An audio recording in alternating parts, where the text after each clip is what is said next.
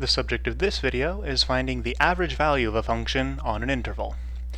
I can just give you a formula for this. If f is an integrable function on the interval from a to b, in other words, f is some function which is defined on that interval, and you can integrate it, then the average value of the function is defined to be the area under that curve, in other words, the integral from a to b of the function, divided by the length of the interval, 1 over b minus a.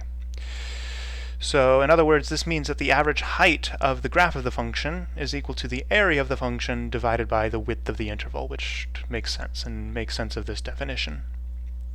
So let's see how it's used. Let's find the average value of the function y equals sine x on the interval from 0 to pi over 2. Well, we simply use the formula. We integrate the function sine x from 0 to pi over 2, and then we divide by the length of the interval, which is pi over 2. And 1 over pi over 2 is equal to 2 over pi. That's why I have 2 over pi here. Now let's take the integral. We find the antiderivative. That's negative cosine. And then you plug in the endpoints and subtract and simplify. And that's all there is to it. This is the average value of the function. Now there is a conceptual point that I need to point out. There's something called the mean value theorem for integrals, which says essentially that the average value of the function is attained at some point on the interval.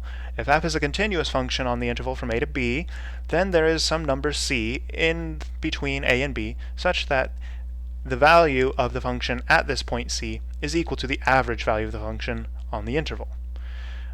Sometimes this is rewritten differently just by multiplying both sides by the length of the interval. So that may be a more useful form for you, depending on the situation.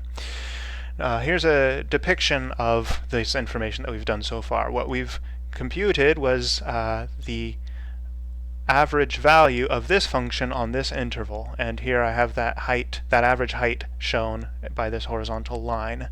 And yeah, you can kind of see that, well, the area above this line is approximately, well, exactly equal to the area missing under the curve right here, so that the area of this rectangle happens to be equal to the area of the full shaded region here. So this horizontal line represents the average height of this function.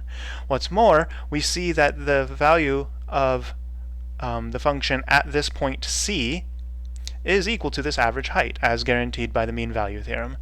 Now, if we want to know this value of c, all we need to do is set f of c equal to the average value and solve. So sine of c equals 2 over pi. We can just take the arcsine of both sides because c lies between 0 and pi over 2, and we find that this value of c is approximately 0.690. So to recap, we have this formula given for the average value of a function on an interval. And the mean value theorem for integrals says that if the function was continuous, then the average value is attained at some point c. And if you want to find what value of c does this, then you set the function equal to the average value and then you solve. Note that there may be more than one value of c where the function attains the average value. In the next video we're going to move on to applications to physics and engineering, but of course I want you to try this average value formula out for yourself. Find the average value of y equals x squared on this interval from -1 to 1, and find the values where the function equals the average value, and you'll find that there are 2 in this case. So give that a go, and I will see you next time.